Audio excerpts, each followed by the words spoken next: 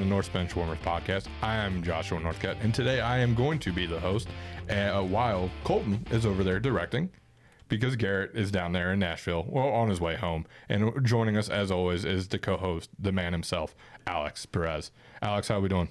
Doing great. How are you? Doing all right. Well, outside the basketball results that we're going to be talking about. Those are tough. Colton, how are you enjoying that director's chair? Yeah, it's been a great start to my return to the director's chair. It's been exciting stuff. I've missed it so much, as you can tell by the, 3 or 4 takes that I messed up. But the world doesn't have to see that. So we were actually recording this time. The music got in. We made the transition. Let's get it. What are we talking about today, Josh? We're going to start talking some NKU sports. Throw it over to you, Alex, to talk about women's basketball and men's basketball, whose seasons unfortunately came to an end last night.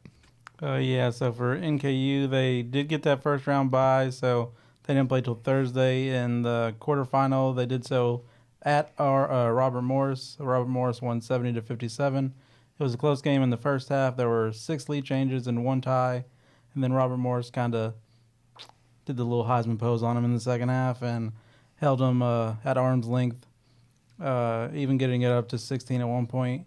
NKU came in second in the Horizon League in three-pointers made per game and only made 4 in this one. And 3 of those were from an unlikely Hallie Iduwu, who came in with only 10 made total on the season. They were also 9 of 19 from the free throw line, including 4 of 10 in the third quarter. So that just won't get it done. Noah Gavone, who I expected to have a great game in their first 2 matchups that they had. She only had 8 combined points in those 2 matchups, but made up for it in this one.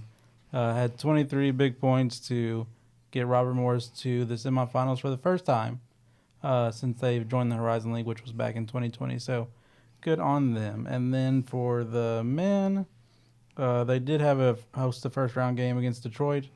Wow, did they look good. 99-75 NKU win. Detroit never led, and NKU led by 27 at a point, so you could say it was a dominant performance. The 3 balls were raining that night. I feel like every time they shot, it was going in. I was about to say, Josh Dilling's arm has to be still tired. They dominated the fast break 25-10, which was vital because how Detroit Mercy kind of defends the half court. And then 13 threes on 43% shooting. That's pretty good from deep. 10 from Dilling and Dan Goretzka combined. That is 3-pointers. And they forced a lot of ISO ball because NKU led assists 19-7. So when you only get 7 assists in a game, you're not doing a whole lot of passing. They also look good at the free throw line, which they've struggled with mightily throughout the season. So they ended the season well at the free throw line. So they won that game easily and then advanced to the quarterfinal against Cleveland State, who they split the season series with, but unfortunately lost this game 68-63. They had 15 turnovers in this one. They usually shoot for 12. I know Sam Vincent says that in all the press conferences we talk to each other in. And then NKU didn't score their second basket until 10 minutes in. That's almost never going to get it done. And credit to NKU because they stuck around with their defense because Cleveland State was barely leading even still in that first 10 minutes. I was going to say, because in the group chat, you messaged, like, Cleveland State messed up. Yeah. Like, NKU's hanging around despite this 3 of 22 or 3 of 20 start. So, I was kind of right there with you. I could see them getting back into it, and they battled all night. Yeah, for it's sure. Just they just couldn't get it done. Yeah, I truly believe that they were about to come back because to have a team score only 2 baskets in 10 minutes and not be up a whole bunch, you made a mistake. But again, they dominated the second half, really. We shot decent from 3 in the free throw line again, but we allowed 10 more free throws and were outscored by 18 in the paint. And credit to Cleveland State for forcing a bad game out of Trey Robinson, Sam Vincent, and Josh Dilling. Obviously the big 3 that we needed big games from, and it didn't happen. Yeah.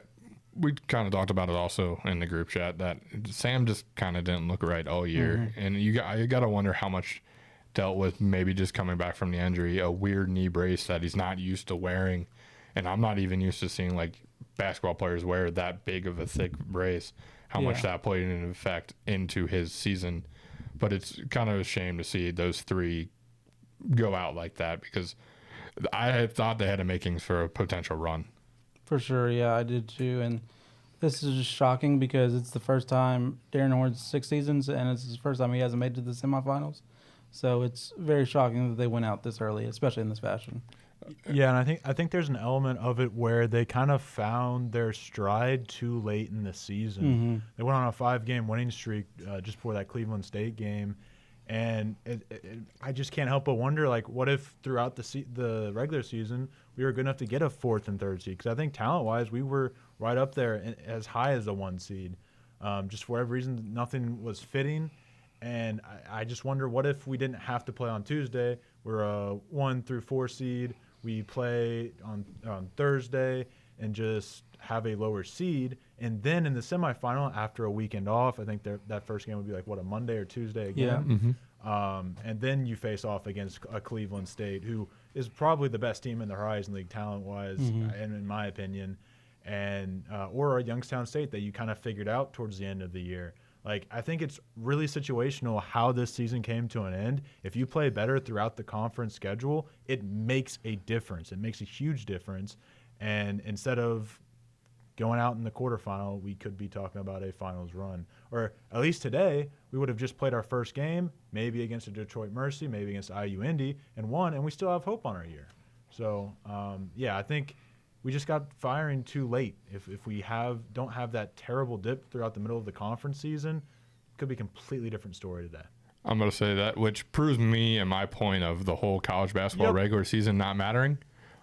Incorrect. So thanks, Colton, on that, because you're right. You get a home game also instead of playing on the road at Cleveland State, because that game, it wasn't like a sold-out crowd, but it was – it's a tough place to play still. Yeah. Correct, yeah. And the crowd was into it for sure. that Detroit Mercy game. But before we move on and talk a little softball and baseball, Alex, I'm going to throw it your way. Obviously, there's a lot of change coming for the program when it comes to players. People leaving, obviously, as we mentioned, the big three, Trey Robinson, Sam Vincent, Josh Dilling, and then there was 7 or 8 who were senior night affiliated for the women's basketball. Yeah. What do you see going forward for NKU basketball? For the women, I like the upside, honestly. There you had 7 seniors, but 5 are only out of eligibility, so 2 can still come back. Will they come back? We'll see. But they do already have 4 very talented freshmen committed to NKU. I think all of them led their school in like their history of scoring, so I think that's pretty impressive. And they have a JUCO recruit coming in as well, who's also very talented. And then pieces coming back around those. So I like the future there. The one that worries me a little bit is the men's side, because they do have 2 McDonald's All-American nominees, at least, coming in J.J. Apethang, and I forget the other guy's name, so my apologies. But they have those 2, but those are the only recruits I've heard so far on that front. And nobody can really come back from this squad except Atija Ray. He was only participating in senior day because he's graduating in May. I think he still fully plans to come back for another year. But besides that, that's the only returning players we will really have that made a true impact on this season. So I'm a little worried on the men's front. Is Randall Pettis transferring?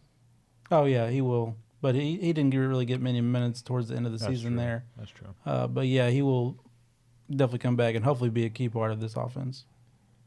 Well, it'll be interesting to see going forward. I definitely agree with you. As the season went on, I got more and more excited for NKU women's basketball. What Coach Hand's doing there is very impressive, and there's zero doubt in my mind that 2-3 years from now, we're talking NKU up there with the big 3 For sure. in Horizon League. Absolutely. Moving on, NKU's softball had participated in the Governor's Classic this week. Wasn't exactly the best turn of events. They lost to number 22 Florida Atlantic 11-2 in 5 innings. Austin P 8-0 in 5 innings. 10-1 Florida Atlantic again on Saturday. They did beat Morehead State, continuing that dominance of them, and then lost on Sunday to Austin P. Not exactly the greatest way you want to see happen. Anytime you play a ranked team, though, when I guess you're NKU softball, it is going to be a little bit more challenging, especially teams down south.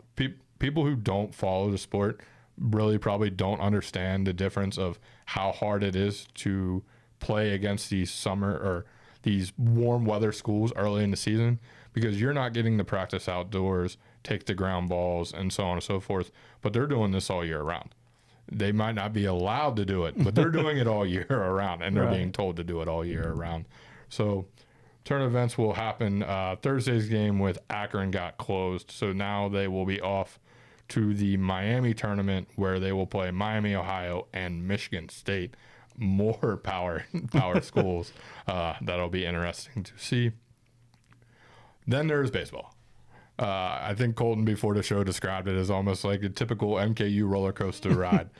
They dropped 2 of 3 versus Miami, Ohio, losing game 1 last Friday, as we mentioned on the podcast, 7-1. Won game 2, 19-18. Jesus, can this team score? And then failed, unfortunately, in the tiebreak game on Sunday, 6-5. However, on Tuesday, big upset. Went into Bloomington and win 13-11. I texted the group chat, and I forget which one of you guys were like, hey, calm down. Was it you? Yeah. Hey, calm down. The upset's not there. And I worded it wrong because I just got excited. Because when you see a performance like this, because Indiana is a team that maybe isn't exactly Omaha bound, but they have Major League Baseball talent on that roster. Mm-hmm. So to go into Bloomington and be able to pull off the upset with a team that is just now slowly coming together, because as Dizzy mentioned, and we've mentioned on the podcast prior, 20, 25 new players, that it is very impressive to get a win early on in the season. That's a heck of a win for sure, especially against talent like that. I didn't expect it, and I was the one who texted the group chat and was like, don't get too excited yet, because they were up big, and KU was. And then it was like a 1-point lead after, or 1-run lead after the next inning. So I was like, oh, I hope he didn't jinx them. I literally texted, it was 9-2 as I'm looking at the box score. And then the next inning, IU put up 6 and it became 9-8. And you just go, you may have spoke too soon. And I was like, yeah. Classic announcer jinx. Yeah, we had a few of those this year. So, yeah. But Colton, any thoughts? Yeah, no, I mean, love seeing Indiana lose, and I love seeing Indiana lose even more to one of my favorite teams, and NKU. Might like that more than maybe not more than a Purdue win, but right up there with a Purdue win over that of Indiana. So, yeah, baseball is on the up and up, and I love seeing that. It's a little weird that we dropped 2 games to Miami, but Miami's a MAC team. That's a big time conference, so. We'll just have to see how the rest of it goes. I think they play Eastern Kentucky, and they have a series against Eastern Illinois this weekend. Yes, Eastern Illinois this weekend. Eastern Kentucky on Tuesday. So a couple of interesting kind of measuring stick series and games to look forward to this coming week. And then very quickly, shout out to Northern Kentucky's Logan Davenport winning Horizon League Player of the Week. Yeah. That is back-to-back weeks that –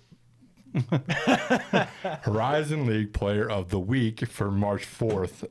Anyway, jerk. So congrats to him. That's back-to-back weeks that NKU has been able to do that. Mm-hmm. So moving on to the winner's circle. I'll go ahead and go first because I feel like Colton's going to do this. But gentlemen, it's March. It's March Madness. It's all of us. College basketball at its finest every single night. We've got tournaments. We've got heartbreak. We've got Cinderella stories. It's what March is made of. It's the best time of the year, that's for sure. And for me, I'm going to go with an NKU athlete, Olivia Kennedy, broke a 23-year-long standing conference record at the 800-meter race in track and field in those finals to win the conference title with a time of 2:12. So a heck of a performance, all-time performance, it sounds like. So congratulations to her. I'm going with the city of Nashville. They're about to host the SEC tournament, but more importantly, they're about to host the Norse Benchwarmers. And it is going to be one hell of a weekend. Can't wait. Oh, man, I literally can't wait. I can't believe we came up with that just on the spot and within. Yeah, I hope you all know that literally formed on the podcast, and it is now coming through. Everyone should be there. Once again, thanks to the Northerner for letting us have this podcast, so we could have came up with that idea. Yes. Couldn't have done that without the Northerner. Shout out. All right, so moving on, this week is going to be basically all football, along with March Madness. But the football is going to steal the headlines for at least 48 hours. Sorry, Colton. Tampering period starts on Monday night with a loaded slate of free agents. Players were getting cut left and right at the wide receiver position. Trades have been beginning made. I was actually going to start with that. Thank you, Colton. No problem. So the Bengals have not been too quiet, making some cuts of Alex Kappa, Sam Hubbard, Sam Hubbard as well, who announced his retirement after 7 seasons. I also want to say, Sam Hubbard playing only 7 seasons in the NFL is wild to me. I was thinking the same thing. I swore that dude has played at least a decade. At least a decade. But to do 7 years with the same team, your childhood favorite team, getting to play in the backyard, and then there's some rumblings or rumors that they might be opening a position in the front office area for him to stick around and be not an advisor, but some kind of like player development type role, which I'm totally fine with. I sometimes question people's love for him, and by that, you know what, I'm actually not going to take away from his moment. He retired. He had, did 7 great years with the Bengals. It's a shame we couldn't win him a Super Bowl. However, that's not the biggest news. The biggest news is the Bengals are going to trade or attempt to trade Trey Hendrickson. Colton, I'm going to go ahead and let you speak on it first, as why I'm trying to calm down, stay peaceful while all this is going on, and let you discuss your opinions on it. I mean, we knew it was coming. At least I knew it was coming. Josh was in fairy tale land and was pretty convinced that like we would figure this out. And he kind of had me thinking that way as well, but here we are. Jamar Chase wants what, like $45 million? He wants 40, T wants 30, and after Max Crosby got his 3-year, $103 million deal, Trey apparently went and said he wants somewhere between 30 and 35. Okay. So like all that stuff he said on the Pat McAfee or some show about like wanting to stay in Cincy is just bullshit, if that's the case. He knows he's not getting that from Cincy. I'm just telling you. You just know. I mean, if T. Higgins is getting franchise tagged, like, you're not getting that. And there is an argument to your point of that you made a couple weeks back about him being 30. Well, I think that still you have plenty of years open, or a couple more years of prime. Like, you sign him to a 3-year deal. And I think 2-3 of those years will be good. There's also the argument of Geno Atkins, who was 30 years, I think 30 years and a half when he signed his 3-year extension. Correct. It would have been very similar deals. Very similar deal to what Trey Hendrickson's asking, and then you got a total of 14 and a half sacks. You honestly might have been the one that sent me that. I saw that somewhere, though. But, yeah, so you got 14 and a half sacks out of him. I get that point. I think that's kind of comparing apples to oranges. I think Trey Hendrickson is a player that will get you more than 14 and a half sacks in 3 years where he's at right now. I think he's a step ahead, Geno Atkins. Not far, but I think he's a step ahead. Geno's a future Hall of Famer, my friend. I don't think you realize how great he was early in his career because I realized he was really great. I'm just saying at the time of 30 years old, like, he might not have been at the same level of Trey Hendrickson. And he also plays DT. He played DT, did he not? Correct, yeah. No, I mean, he played... Trey Hendrickson is an edge. Yeah, I mean, they are obviously different comparisons. The better comparison would have been them giving that 3rd deal to Carlos Dunlap, which completely blew up in their face and has basically tarnished the Carlos Dunlap legacy here in Cincinnati. Okay, yeah. So, I mean, you look at those two, and you see examples as to why they probably shouldn't do this again. So I get that. I get that. If that's what they want to cite as the reason they want to get rid of Trey Hendrickson, fine. There was an argument I saw about like the fact that most of his sacks did not come against like teams like the Eagles or there's another one like just good offensive lines. To which I say, okay, so they're top 5 offensive line, the Eagles. Who else are they going to guard? Like obviously they're really good at being offensive line and stopping defenses. Your whole defense is Trey Hendrickson. Obviously he's not going to get a sack. So, and that's not just the Trey Hendrickson thing. Not many people got sacks on Jalen Hurts this year. And so I didn't really get that point. But if your point is that, like, here's some examples of other defensive players that we gave a similar contract to and didn't work out, then that's fair. At the overarching thing, I will say I still think T needs to I think he needs to get moved.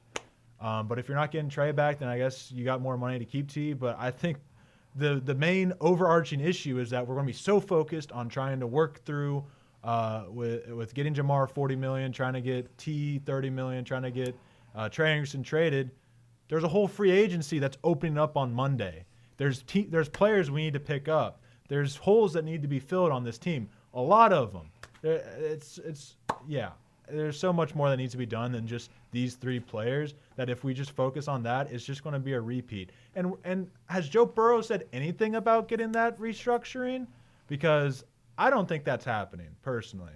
And I don't really get why he would even insinuate it if he's not planning on doing it. And it just comes down to, why aren't you doing the Tom Brady method? If you really want to win Super Bowls, do the Tom Brady method, take the pay cut, you'll make the money on the back half, like he did with his deal at Fox. So I just realized I rambled a lot more than I planned on beforehand. Here I am, and Josh, Alex, anybody other than me. Alex, what are your thoughts as a guy who cheers for the Steelers to see Trey possibly leave the division? That defense getting better. That defense getting worse is awesome. I love it. It was so great last year. Might drop 60 next year. Yeah. But Trey, in his defense, I think on that McAfee show, he said he wanted to see the Bengals win a Super Bowl, whether it was with him or without him. He did say that, didn't he? Yeah. I misremember that. My apologies. So he's doing that now. He knows he's too expensive, so he's got to go. So shout out to him. I was lucky enough to get to talk to him once, and he said he loves the city of Cincinnati. This is where his son was born and his wife finished her residency. So he really loves the city. Just was an unfortunate event where they don't have enough money to pay him. Well, okay. First off, they do have plenty of money to pay him. That's a little misconstrued, especially with the cuts that they've done and potentially 2 more players. Cap space going up too.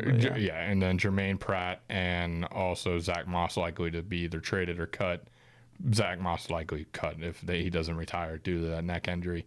So there's still plenty of money. Like the Bengals have one of the top 5 monies. 2 things I wanted to mention first off.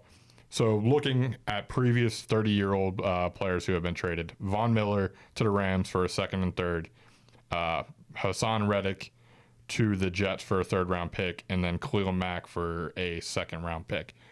Bengals fans, you're not going to get a 1st-round pick for Trey Hendrickson. It's not going to happen. He's 30 years old. He's not 27. He's not Myles Garrett. You're not getting a 1st. A 2 and a 4 is what I was hoping for, but when I look at this, I guess I'll settle for a 2. That's just the way that's going to go. But where this all goes wrong is right here. The Bengals and Eagles both signed QB1s to extensions in 2023. Since then, one Bengal has re-signed a contract over $40 million. It's Logan Wilson. 8 Eagles were re-signed to contracts over $40 million. A.J. Brown, Landon Dickerson, Lane Johnson, Devontae Smith, Jordan Maletti, Zach Bond, Darius Slay, and you just made Saquon Barkley the highest paid running back in NFL history. Don't tell me there wasn't money. Where the Bengals messed up was the Bengals let the Eagles set the bar, and then the Bengals had to top that because these players have had better seasons. Jamar is the 7th player ever in NFL history at the wide receiver position to win the Triple Crown. So, yes, absolutely, he deserves every single penny. And maybe if you didn't fight over pennies and quarters and nickels in the last offseason, you could have got the deal done, and you're not talking $40 million, you're talking $35 million. Oh, okay. And then with T, maybe you get a deal done at $25, $28 million, just similar like they did Devontae Smith. This falls on the Bengals front office. They lied to us. As fans, they absolutely lied to us, and we bought in. They told us they wanted to sign their guys and keep their guys, and they're not going to do it. I truly believe that we are going to see T. Higgins get traded. I don't think a deal gets done. I don't know if you saw the post. Mama T basically went out and started calling the Bengals out for their BS again. Cheap bastards was the word, I believe. Or is this a different? That was, yeah. So apparently that was a pizza delivery that went wrong, but the media ran with it and was like, oh, you're. But last night she did make a post because the Battles and the Murphys also posted that she basically just called out the organization and had like cheap question mark above their head or damn right, because Chad Johnson's even calling the organization out. Yo, when does Chad Johnson ever bash the Bengals organization? Never. since he was retired? Absolutely not. He's offering to come help coach. He's offering to help do anything. He jokes around and says, oh, I could go out there and be the number 3 wide receiver tomorrow if need be. He's even saying the Bengals are being cheap. Bengals fans got to stop attacking the media. Don't get me wrong. Maybe the players are finally just putting their foot down because they got lowballed all last season and said, okay, no, this is what I'm worth. You're going to pay me this. And I don't blame the players. Not Get at your all. money. Get your bag. Who am I to tell you how to make your money? If the Bengals aren't going to be loyal to you, why should you be loyal to the Bengals? Absolutely. Exactly. It's a business to them. It's a game to us. And unfortunately, the Bengals are horrible business partners. Moving on. As I mentioned, it is free agency period. So I'm going to, The Athletic dropped an article of NFL free agents 2025 predictions, one top target for every team. I asked you guys to take a look at the article and maybe name a player that you liked to fit or didn't like to fit.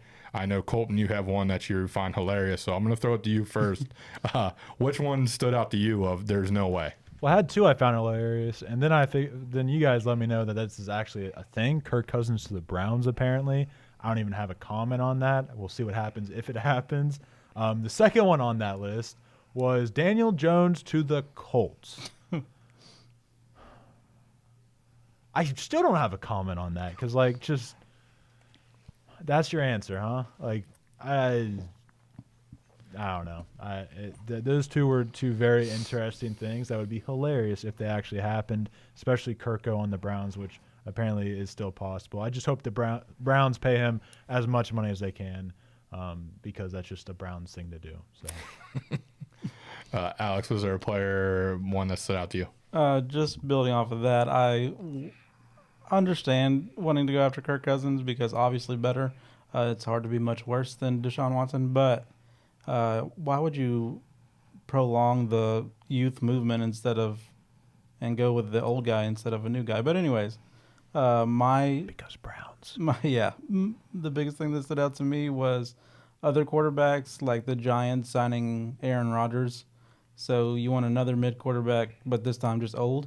That's interesting. The Jets signing Carson Wentz. There's nobody else. No, did everybody else die? I'm confused. The Titans signing Marcus Mariota. Yeah, that was wild too. Let's see. The Cowboys signing Najee Harris. Steelers, come on now. He has had 1,000 yards every time he's suited up for you all every season. He hasn't missed a game. You need to get Najee Harris back. And if he's playing for the Cowboys, I will cry because they don't deserve him. They threw all their good running backs away, and the Steelers never do that, and they shouldn't now. And I would hate that so much. I found Darius Slayton to the Saints as a funny one. There you go. That's one way to fix the organization.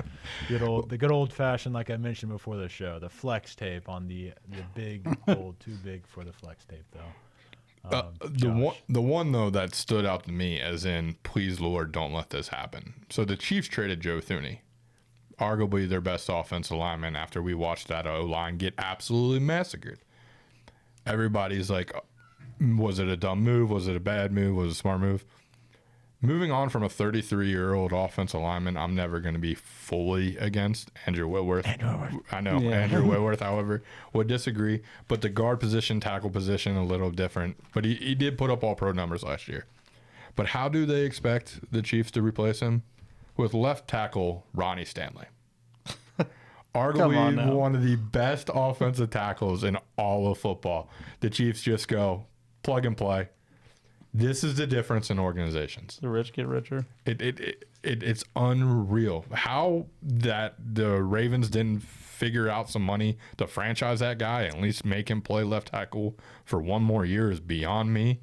But if he were to go to the Chiefs, it wouldn't be like losing Thuney.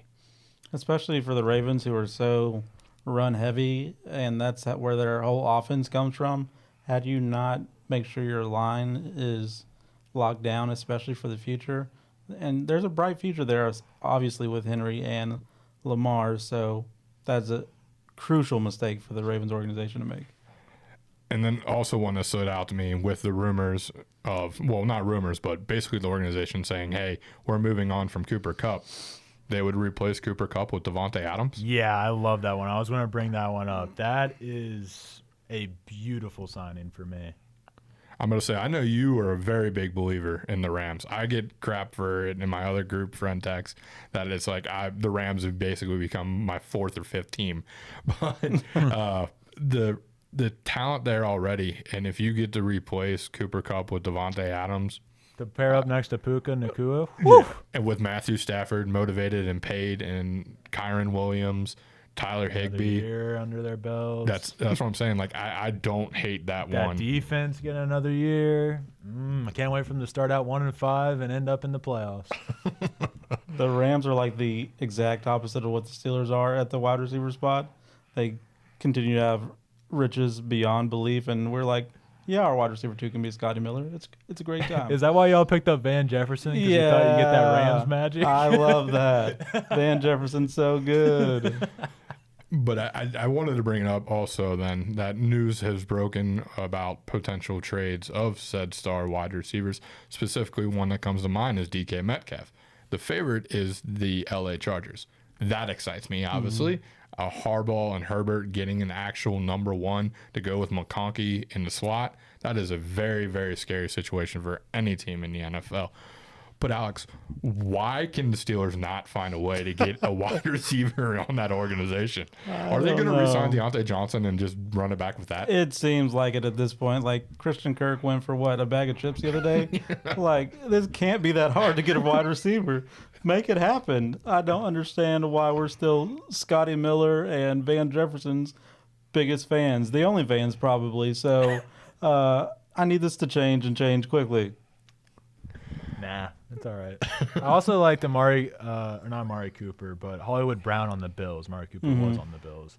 I like that one. I think that's a good kind of like an Amari Cooper, but if I'm not mistaken, Hollywood Brown's quite a bit younger. So Yeah. If he can stay healthy, I think that would be a great addition next year. That's a big if. Why? Hollywood just is always hurt. That's true. But next to that of Khalil Shakir, like him or not, Kincaid was the one that did that whatever pass. But Kincaid, Dawson Knox, I think those are two great tight ends. And Curtis Samuel, right? Yeah. Curtis Samuel. Good Lord. I'm just fumbling through this one. But no, I think that Bills wide receiver core with Hollywood Brown would be a very interesting one. Because I'm not sure Shakir is the full-blown deep threat, but he's an outstanding wide receiver that can really just do anything. So I think that just opens up the field a little bit more for Shakir and the tight ends, bringing in Hollywood Brown, and I hope that does happen. With, as I mentioned, Monday tampering period, which I still don't fully understand, because you can sign with the teams Because in the for NBA, 48 you can hours. use a pick for tampering. In Yeah. the NFL, it's just It's just 48 hours of whatever you Free want. tampering. So the tampering period will start Monday, and it'll be interesting to see who lands. We will probably have a show coming out around that time due to our trip to Nashville, where we'll discuss some of the deals that get done. So I'm looking forward to that. Oh, and while I'm thinking about it, let's go ahead and plug the NCAA tournament bracket, March Madness bracket reveal. We are planning on doing that. We said Tuesday Correct. at 6:30, right? Yes. Yeah. Okay, Tuesday, March 18th. 18th. Good job, Josh, on the math. March 18th. Only because I know the 6 17th is Monday. 6:30 p.m. We will be live. The first 4 games will be going on. We'll keep you posted on that game, and we'll be going through and literally filling out each and every game, giving our takes. It'll be a nice long 2-hour, maybe even 3-hour. No, I'm just kidding. Just 2-hour show for y'all to come in, get our takes, have some fun. If you want to chat, we can answer any questions y'all got. So be sure to tune into that. I just wanted to get that out before we forget to mention that. So you guys are a little prepared. Well, you know what? You can just keep it over that way to you, and we can start talking some college basketball. Hey, you don't have to tell me twice. I do have a question though. Brandon Sheriff, what do you think about him on the Bengals? I mean, he's a veteran guard. Obviously, anything is better than Alex Kappa, who won the Triple Crown for being the worst guard in the NFL, and Volson. However, they've got to find a way to get that interior line with some younger talent. Agreed. That's my feel on it. But Sheriff coming in and helping maybe mentor a young guy that you draft wouldn't be bad. But then also, as of now, you only have 6 picks. So you better hit on all 6. Wait, You haven't hit on 6 in the last decade, man. Yeah, well, you got to do it in one little swing. Yeah, but let's go ahead and move along to that college basketball. I got our top 25, and then we have a little special segment talking about the Final Four and who we think has a chance of making it. So top 25, the top 10 I'll name, and then some movers. Auburn is still at number 1. I'm curious if they will be next week after their loss to Texas A&M. But Duke is at 2, Houston at 3, Tennessee 4, Florida 5, St. John 6, Alabama 7th, Michigan State 8th, Texas Tech 9th, and then Iowa State rounding out that top 10. Clemson is now up to number 11. I called that way back when they were unranked and stuck with it after they lost to Georgia Tech, but then ended up beating Duke. Maryland is up to number 13. Louisville went up 5 last week to number 14. Texas A&M dropped 10 spots to 22 after losing 4 straight. But they'll be back up next week after defeating number 1 team in the country, Auburn. VCU was actually the top vote getter that did not make the top 25. Hopefully that means they will end up getting an at-large bid if they don't win the A10, because I think they are a sneaky team that could take us back to the early 2010s in terms of their ability to make it deep into the tournament. So anything you guys saw from that top 25 you wanted to mention, or anything I missed? All I know is that means there's potentially 3 teams Carolina could play in over the next week or 2 that could help them get in, and that's all I care about when it comes to the SEC. They play all 3 of them? They got Duke on Saturday, and then they're because the tournament. Yeah, and then in the tournament, I'm not ready for it, man. Yeah. I want more. Yeah, and then the tournament, they have their way the bracket looks out. They could potentially have to play Clemson, Louisville, and then also Duke. So it is going to be a very tough road for my boys. But if they can run the stretch, maybe get to I'll just say the Final Four of the ACC, or definitely the ACC championship, there could be a potential that they could steal and be one of those last 4 in and play in Dayton. Well, you can thank the weak bubble. Yeah. I just noticed like the SEC is basically self-cannibalizing. They sure are. Alabama and Tennessee, I think, both have lost 2 straight games now. So it'll be interesting to see what that'll do for the seedings and things. But as you mentioned, North Carolina will also find very interesting, because to see if they're one of the last 4 in because of money, like we've mentioned before, or if they actually give it to a team, that it's earned it. But anyways, that's really my take on the top 25. Yeah, that's why I need all these mid-major tournaments to go chalky as hell. Yeah. Every single one, go Drake, go at anyone that is floating Murray State. You cannot lose. I need you guys to get in, because you look like a team who could steal one of those spots if Carolina were to get knocked out. Man, that regular season start. Okay. Yep. Drake deserves 1 win this year. They sure did. Let's go ahead and get on into the Final Four talk. So basically what we want to do is we got Lenardi's bracketology, the seeds based on that as of Thursday, yesterday for us. And so I'm going to list them off, and I want you to tell me if you think they can make the Final Four, or if you don't think they got a chance at the Final Four. And starting with the 1 seeds. Now, Tennessee's on here. I don't think they're there anymore, but we'll still mention it that way. So do you see Auburn, Duke, Houston, and Tennessee making it to the Final Four? Just go through the list there. Alex, I'll let you start. I feel like Auburn, Duke, and Houston all really can. I feel like they've kind of proven that they're an elite team this year. A lot of them are winning with their defense. Tennessee, I will never believe in until they show me. They've been to, 0 Final Fours. So I don't think they've ever proved it. I don't think they ever will. Zakai Ziegler, I don't think that's the man you want leading your national championship team either. So Tennessee would be the only one on that 1 seed list that I think cannot make a Final Four run. I mean, he said it perfectly. Until Tennessee does it, I can't buy them. Duke and Auburn were my national championship matchup in the beginning of the year, so I definitely see them Final Four contenders. And Houston with that defense, I mean, defense travels no matter where you go. The question will be, can they score enough to beat teams who can score with them? That's why if I had to go one way or another, I would lean Houston also not making a Final Four run. Yeah, I mean, I pretty much have the same thoughts. Auburn and Duke, I think, are absolute yeses.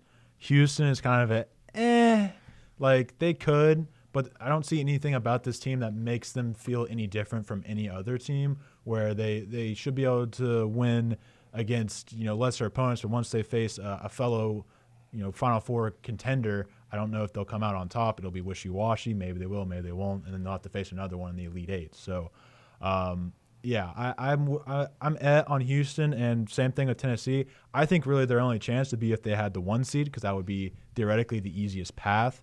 And so we've all got Auburn and Duke as absolute yeses, and Houston we all see it, but maybe not for sure, and we all say we'll believe it when we see it with Tennessee. So that's the 1 seeds. Let's look at the 2 seeds. A little chalkier here. We have Florida, Iowa State, Michigan State, and Alabama. Alex, we'll start with you again. What do you think about those 4?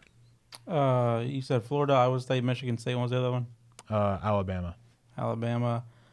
Alabama is a team that I'm really never going to believe in until they can prove it either. They're a very streaky team. They proved it last year. Especially offensively. Well, that's fair. But I just don't think that they have what it takes to get there this year, especially with the way Sears has been playing.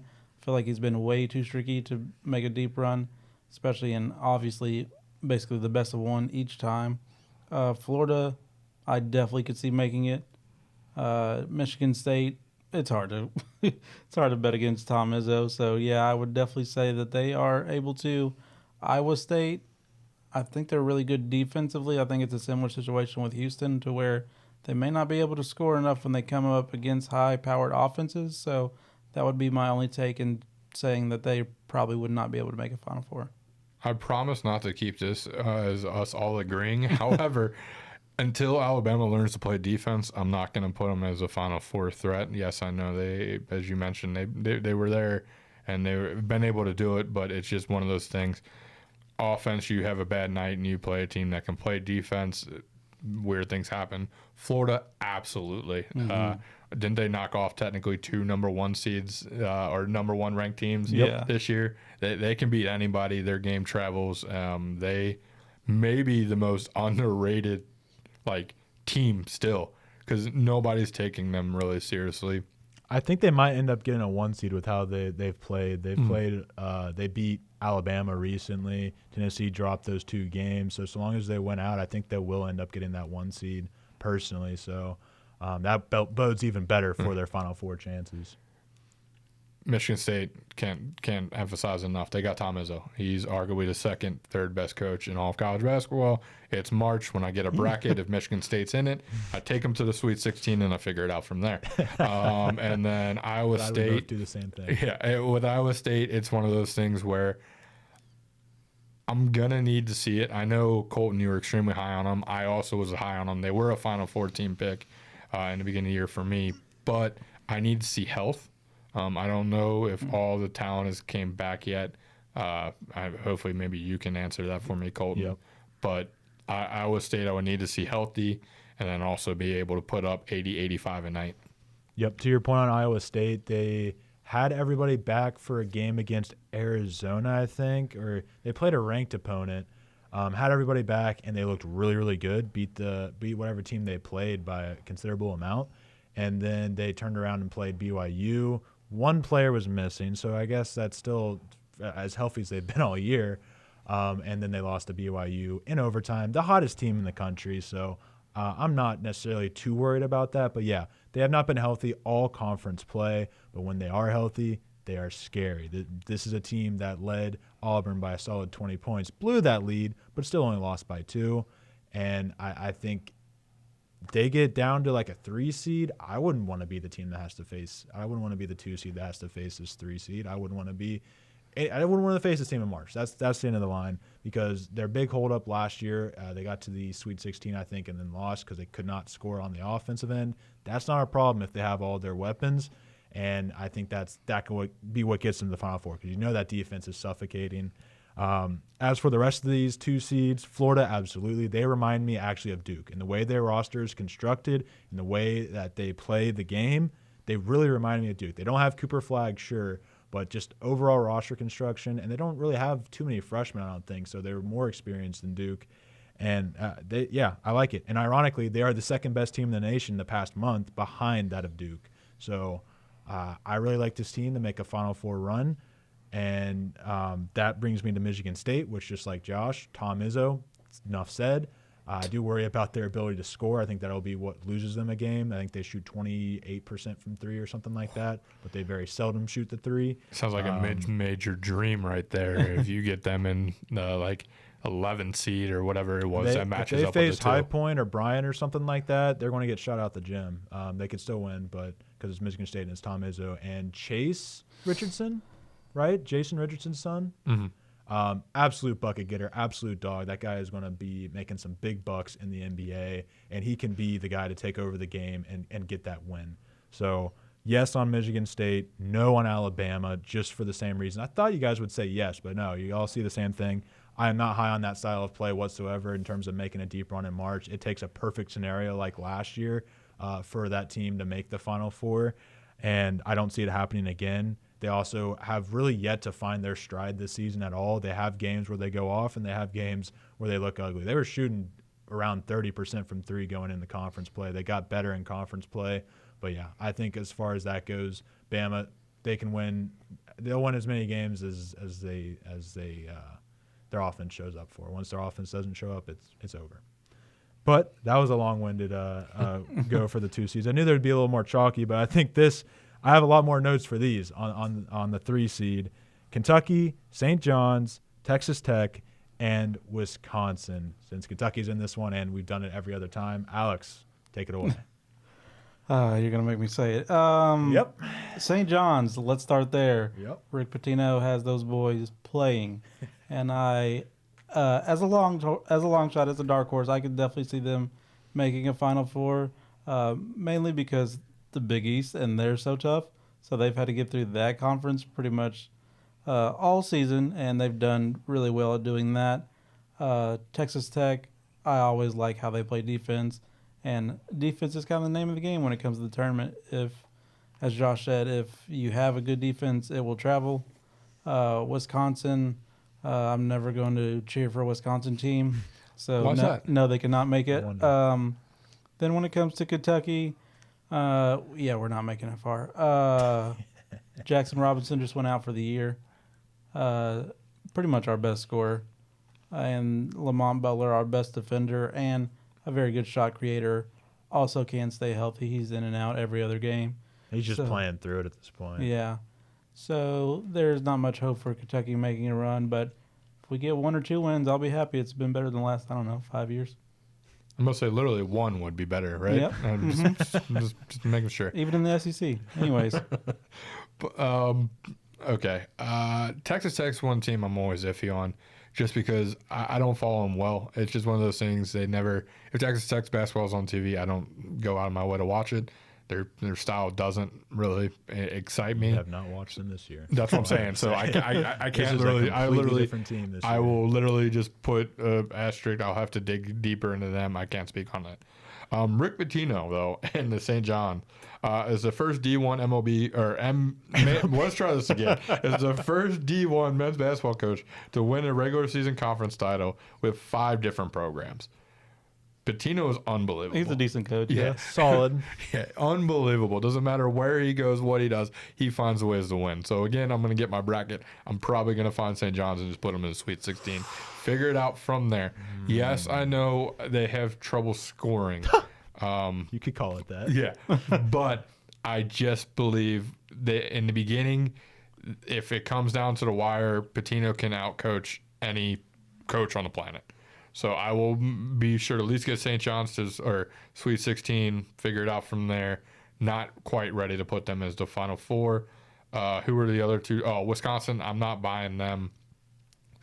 I don't know why. I'm just not buying Big Ten basketball. It's just the way it is. That's that. And then who was the 4th team? I apologize. Kentucky. Oh, yeah, Kentucky. Yeah, no, never. Don't care what happens. They could have the number 1 team in the country. I'm still not going to tell them that they're going to the Final Four. Why? Because I hate them. All right. I'll keep it short and sweet for Kentucky. No, just injuries. I think without injuries, full strength, this team absolutely could have made a run to the Kentucky. Yeah. The Final Four. But Texas Tech, man, I fell in love with this team the past couple of weeks. They play both sides of the ball very well. They have great high-end talent NBA scores, I would say, in terms of JT Toppin, Chance McMillan, and Darren Williams, not the Illinois guy, but spelled differently. But they aren't fully reliant on those three players to win games. They have great playmakers on the bench, and you can see the growth from week one to the tournament, and that's why I really like this Texas Tech team. Their only weakness that I could see statistically is that they don't shoot the free throw very often, but they shoot it well, 77%. So I think this is a team to absolutely keep an eye on. They're going to upset a team. They're going to make a deep run. And I think, yeah, absolutely. They might be penciled in as my third team in the Final Four. That's how confident I am on them. I just found Colton's Auburn. Yeah, that's my Auburn for this year. St. John's, I'm saying no. Defensively, they are outstanding, second in the nation, but I cannot overlook their offensive efficiency, which is 86th in the nation. That's right next to Providence, guys. Providence is 12-18. Yeah, defense wins you rings, but shooting 30% from three does not. So, if anybody would do it, it'd be Rick Pitino, but I'm going to go out and just say no. In Wisconsin, yeah, I don't trust the Big Ten with a 10-foot pole. Michigan State's the only one I think I really see making it. There might be another one that I missed, but it's not even trusting Michigan State; it's trusting Tom Izzo. Yep, absolutely. That's just what it is. He's earned the right as a brand. Speaking of Big Ten, Purdue is in that conference, and they are apparently going to be a 4 seed. I don't know why, but apparently they're going to be a 4 seed. Arizona, Michigan, and Texas A&M are also on the 4 seeds. I'll go ahead and get the easy one out of the way. Purdue, no, you're not making a Final Four. There was a second I thought about it, and then we actually played good teams. So. Alex, what do you think about this crew of teams, I guess? I think Michigan is the only one that I can see making a deep run. I think the other three just have inefficiencies on one side of the ball or the other. Purdue, I've heard you talk about them, so it makes me not believe in them whatsoever. Just keep in mind I'm the most negative Purdue person there is. Trey Kaufman-Wren, if the team was full of him, sure, yeah, because he's great. But it is not. So I do not trust that team. Arizona, really good offense. I don't know how much their defense can really contribute. Michigan, I think they can make a deep run because they're good on both sides. They have a great coach, and I think great coaching is a big part of getting great wins in the NCAA tournament. Yep. What was the other one? Texas A&M. Texas A&M. Yeah, that's somebody way down on the list of SEC schools, so I do not see them making a deep run whatsoever. Josh? I don't know why. I always fall for Arizona. It's going to continue to happen. I think they're still going to have a shot. Caleb Love's going to go out, drop 40 one night, and then the next night he's not going to hit a basket. It's just what he does. But I do think Arizona could surprise people. Talked about it before the show when we were all just bullcrapping. I can't figure Texas A&M out. I love the buzzsaw. I don't know if I can quite put them as Final Four threats just yet, but I believe Buzz might be the most underrated coach in college basketball. Michigan, Purdue, I'm not buying. Michigan just being a younger team. Yes, Dusty May is a great coach. Great job by them, by the way, locking him up. And then Purdue, I've just heard Colton talk about him enough. As you said, if Colton's not buying, even if he is a negative fan most of the time, if he's not buying, I'm not buying. I appreciate that. For Purdue, all you got to do is get TKR in foul trouble and let Fletcher Lawyer think he is Braden Smith. Spoiler alert, he is not Braden Smith. Just attack off the rim. Just go to the rim, score layups because they are 336th at that. And as a matter of fact, book it now. If they face High Point wins by 15. Like, it's not even close. That is a solid fundamental team that has a lot of high major talent at a mid-major program. So go ahead and give me a High Point in that game. That's who they're projected to play against. Arizona, nah. They were great to start the conference, but they've kind of trailed off since then. I see Josh's point of them maybe just getting hot, kind of like Alabama, but they also play that same style of ball. A little different this year, but mostly that same style of ball. So I don't trust them. Michigan I have as a hell no. If there's anybody in this round of four or this list of four that's not going to make it, I think it's Michigan because of their turnovers. They average 20, or they have a turnover rate of 20 in the regular season, or in the conference, not the regular season. That's still regular season, but conference schedule. What do you think is going to happen in March when defenses are tightening down and you're playing against top-end talent? I don't see this team making it out of the first weekend. That's not a knock on Dusty May, although turnovers kind of is a knock on Dusty May. But, yeah. And then Texas A&M, very complicated team. They got the coach. They got the experience. They got the talent. But there's something missing from them. They're in their best conference win outside of Auburn on Tuesday is at Missouri, which is no easy feat. But that it just kind of adds to the narrative that they kind of regress since the regular season. And it's just kind of a product of being in the best conference that obviously you're not going to have the best record. But, their wins over Creighton, Purdue, Texas, Ole Miss arguably came at kind of the low points of all those teams' season. So, I think Texas A&M, I like Buzzsaw, but I think they could be out. They could honestly make a Final Four run, but they could also just as easily be out in the first round. So, I don't know. How are we doing on time, Josh? Probably not much. No, we can do quickly, though, for these last four. Okay. These last four, Clemson, Maryland, Missouri, Oregon. I'll go ahead and give it because I'm the one that's been taken up most of the time. Clemson is an absolute yes. I think they're one that I have penciled into the Sweet 16. I have a whole spiel, but I'll leave it to it. Outside of a trap game at Georgia Tech, they have been far and above the second-best team in the ACC, and they beat Duke, so theoretically they're the best team in the ACC, but we won't go there. Maryland is a resounding no. They have 5 players, and then their bench consists of, like me. And then Missouri is a yes. I like their offense. I like their chance to potentially make an Alabama-esque run. And then lastly, Oregon is a no. Some teams I had on the outside that weren't in the top 5 that could potentially make it: Illinois, UConn, BYU, Gonzaga, Drake, and High Point. I think all have chances. I'm very high on High Point, if you can't tell, to make the Final Four. I'm going to say drinking the Kool-Aid there with High Point. High Point's not making the Final Four, but I think they could make the second weekend. Gotcha. Colton, I think I'm right there with you. Clemson is just a vice on defense, so I really like the way that they've been playing this year. Mizzou, I think they can make a run like Alabama because they're not Alabama. They're good on both sides. It may be because of their home court advantage. They're much better at home than they are on the road, so we'll see if that translate to the tournament, but I still think they have the fundamentals to do it. Oregon, no. Maryland, no. They just don't have the talent there to make a deep run that you need to in order to win the best of one every single day. Oregon, Maryland, no. Missouri, yes. Marquise work effect. And who was the fourth one? Clemson. Clemson. Yeah, no, absolutely Clemson. As you mentioned, they have looked very, very good. And if you can beat Duke, then you are a Final Four team to me. Plain as simple as that. What about teams like outside, like I had mentioned? What do you guys see? Carolina. Anybody in the Big East?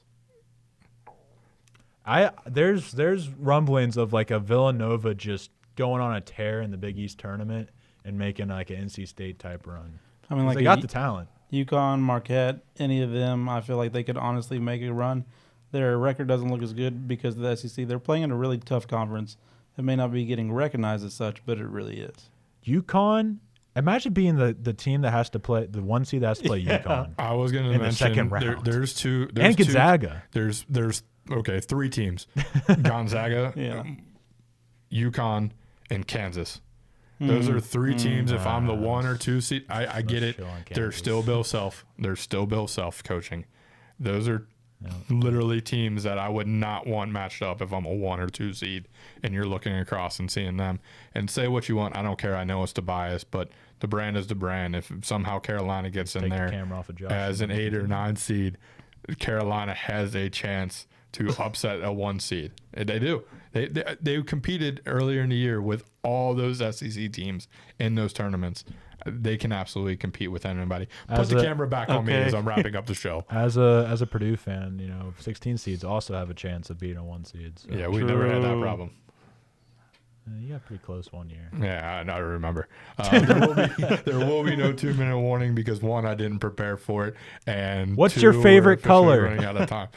Blue. Duh. What? Tar Heels, Michigan. Obvious. Mine's also blue. Mine's green. I'm different.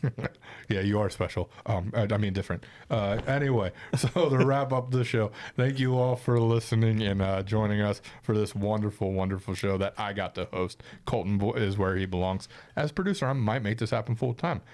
Anyway, make sure to follow us on Twitter. Maybe and X producer at rundown next time. Norse BW Pod. Touche. Thank you for Bill and Norse. I'm going to mess it up. Colton, what is it? Norse Media? No.